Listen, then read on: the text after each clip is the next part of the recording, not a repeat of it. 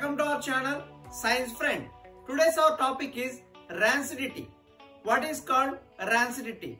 When oils, fats and oil foods are react with oxygen, it forms rancid. Okay, for the prevention of rancidity, we use antioxidants. Okay, so react avakunda manam em chestamante antioxidants ni use chestam. For example, packaged food lo మనం oxygen తో అవి react అయినప్పుడు smell మారిపోతూ ఉంటాయి.